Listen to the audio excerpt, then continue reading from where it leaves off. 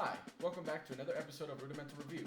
Today we're going to be going over the Percussion Arts Society Rudiment number 4, the multiple bounce roll. The multiple bounce roll in the terms of orchestral snare drum playing is probably one of the most common things you'll see in the repertoire. So we want to make sure we get a nice handle on it and make a nice, beautiful, rich roll sound. So that's what we're trying to do today. A multiple bounce roll is where instead of playing and getting one stroke like we normally do, we get multiple. And we achieve that by just giving a little bit more pressure down into the drum head. And we separate the two hands apart and play just a roll.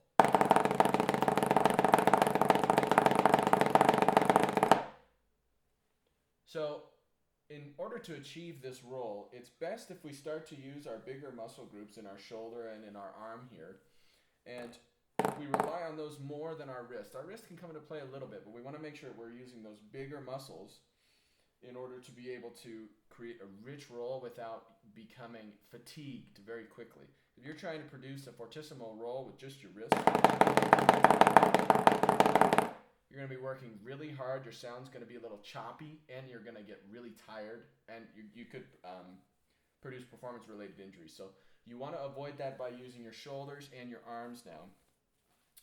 I like to call that motion the chicken wing because it looks like you're flapping your wings like a chicken. So your elbows come out and forward, your shoulder, you're rotating from your shoulder. And it's important to try and keep your drumstick bead basically on the same vertical plane. It's going to deviate a little bit, but you don't want it to come out diagonally like this. So getting in front of a mirror, especially for this video, is vital. So let's talk about an exercise to try to develop our multiple bounce stroke sound hand to hand. And all we're going to do is we're just going to do quarter notes. And we're just going to buzz.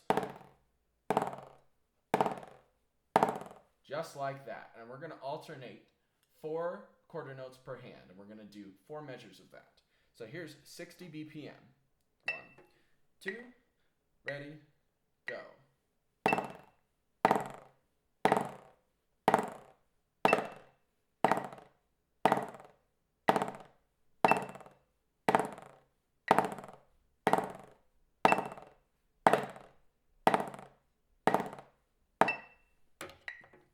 Very good.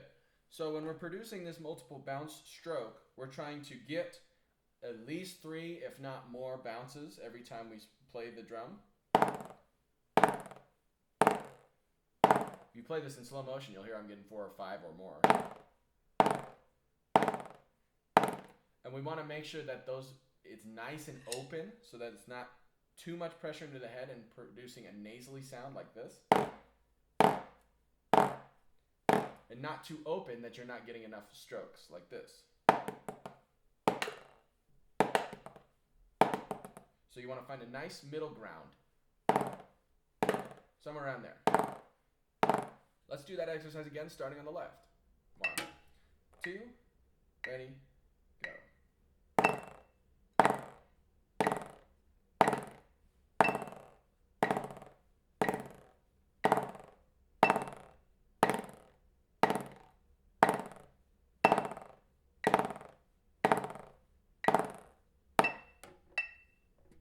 Very good. So now let's take both hands at the same time and do that. So we'll do quarter notes with both hands doing a buzz.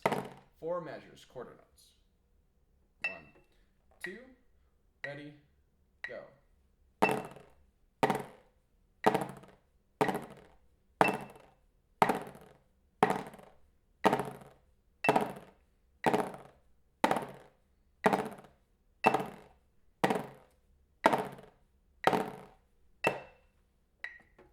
Very good. So now we're going to add on to that exercise. We're going to do this with 4 quarter notes together, and then a measure of eighth notes starting on the right, and then we're going to do 4 quarter notes together again, and then a measure of eighth notes starting on the left.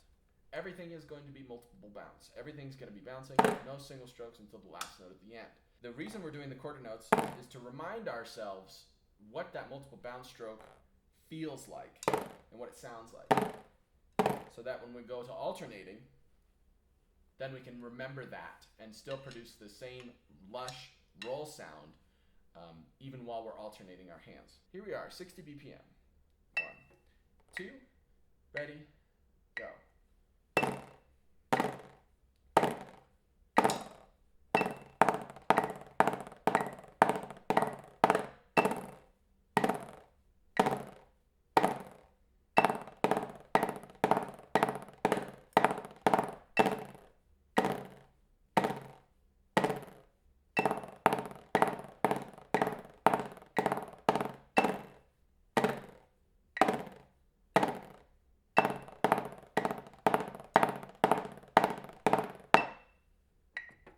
Very good. Let's push the tempo now. This is 75 BPM. 1, 2, ready, go.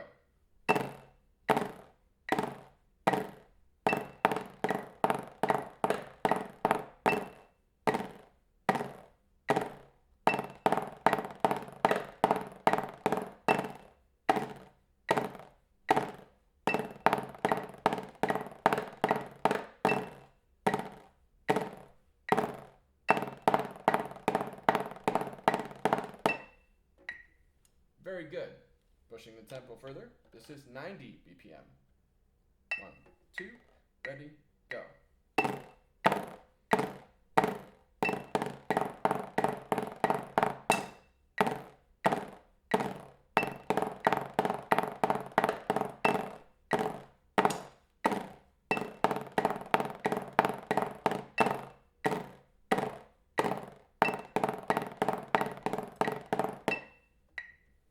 Very good. An important note when practicing multiple bounce stroke rolls, or just drum rolls that we consider in the orchestral world, we do not produce the stroke by tightening on our fulcrum. If you tighten on your fulcrum, all you're going to achieve is more tension and a more nasally sound. While it might seem easier, because if you tighten your fulcrum you can get more bounces, the sound quality is not what we want, and it's not a good long-term solution to creating a beautiful sound without hurting yourself. So make sure that you're not tightening anything in your hands. You're just producing it with a tiny bit more down pressure onto the drum pad or onto the snare drum, and really using these bigger muscles rather than just your wrist. It's a different stroke. Let's push the tempo now. This is 105. 1, 2, ready, go.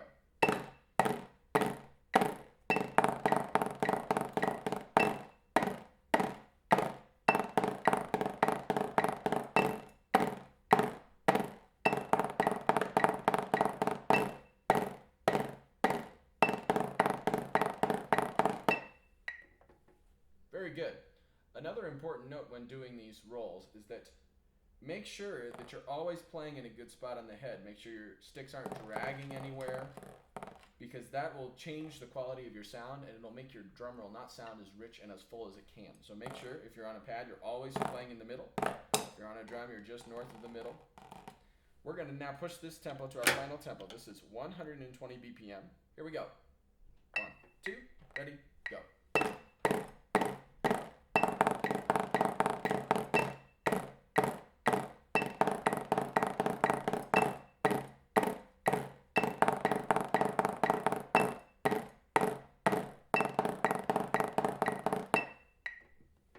Very good. We're now going to go on to another exercise that I really like. This one I learned in college from my professor at the University of Denver.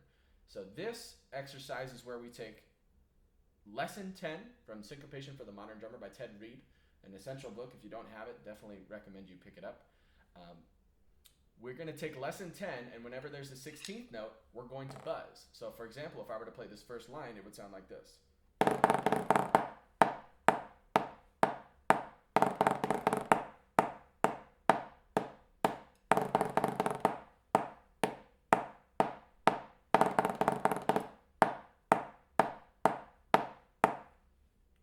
So this exercise helps us develop the difference in our two strokes, the different motions, which is the roll motion, where we're using our bigger muscles, and single stroke motion, where we're using more of our smaller muscles in our wrists. And it also helps remind us to continue to have a lush sound. When you're producing rolls, make sure that you ensure that the body of the roll is just as loud as the beginning so that it's not sounding as if there's an accent on the beginning of the roll. So it doesn't sound like this. You want to make sure the whole body of the roll is supported. That's an easy trap to fall into. So we're going to do just the first 4 lines. Those are the lines that deal with just quarter notes, or just 16th notes on one count of each measure. We're going to start on the right. 60 BPM. 1, 2, ready, and go. And.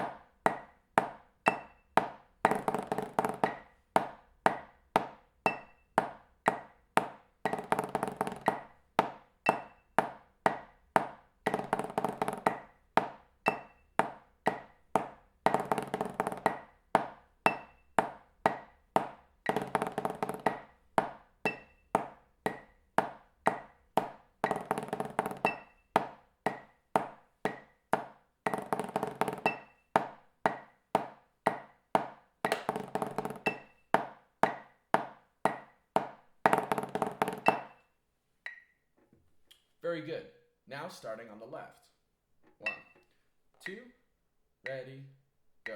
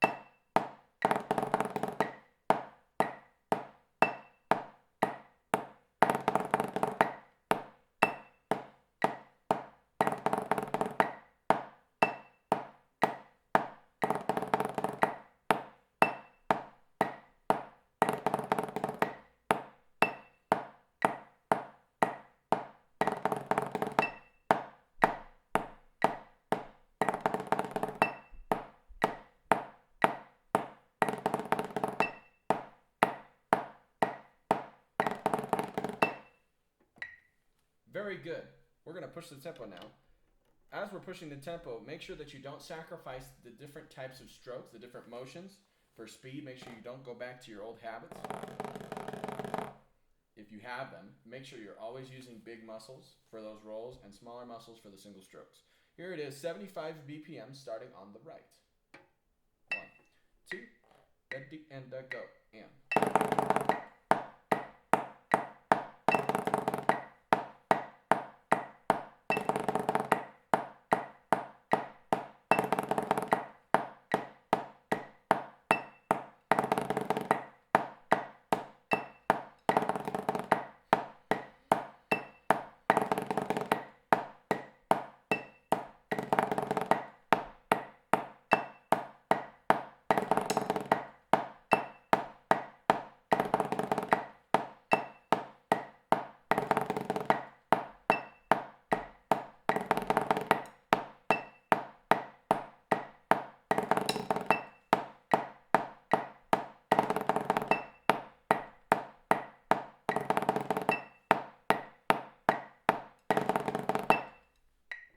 Very good. Now starting on the left.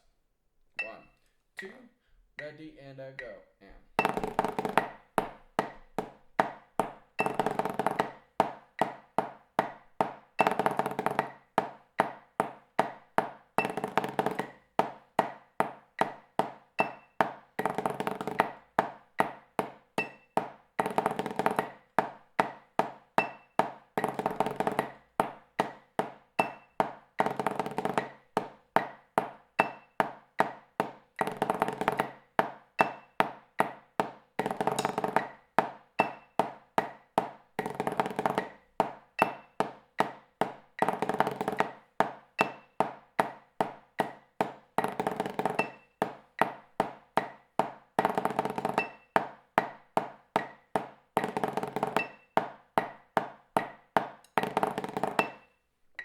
Very good. Pushing the tempo now to 90 BPM. 1, 2, ready, and go. And.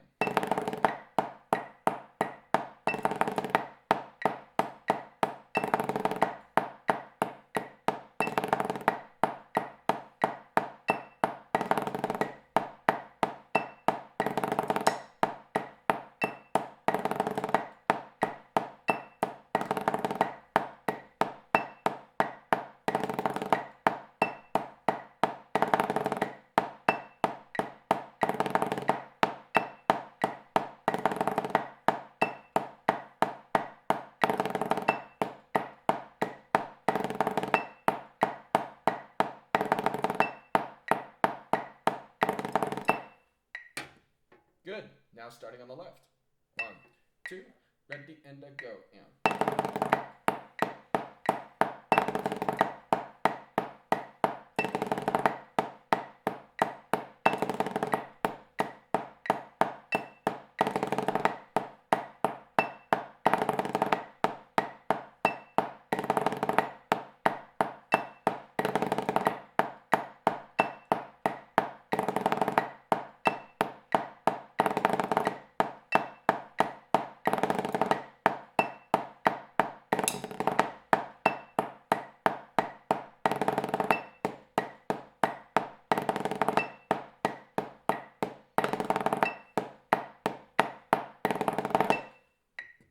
Very good. Pushing the tempo. 105, starting on the right. 1, 2, ready, and go.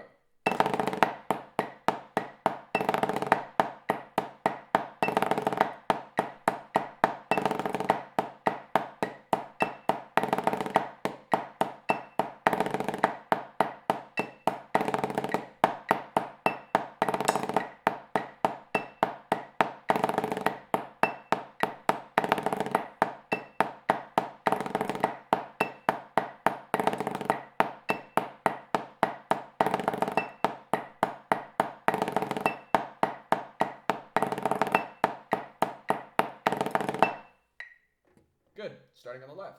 1, 2, ready, and go.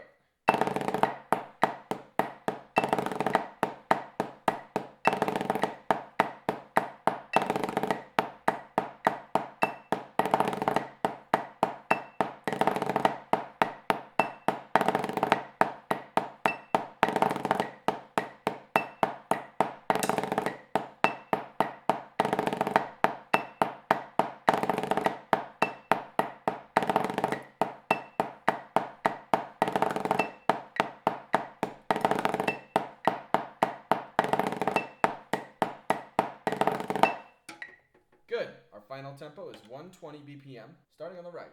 1, 2, ready, go.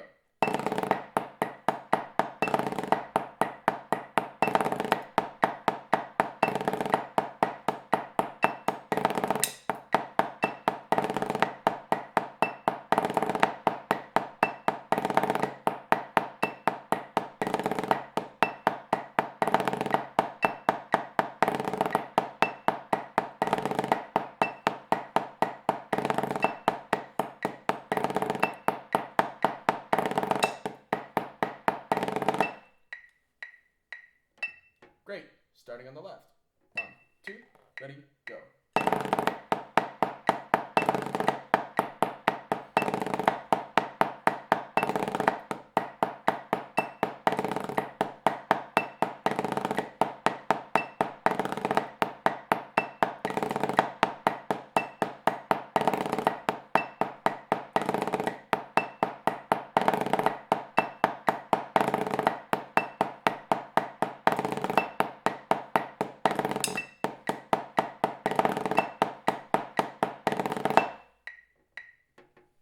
Very good.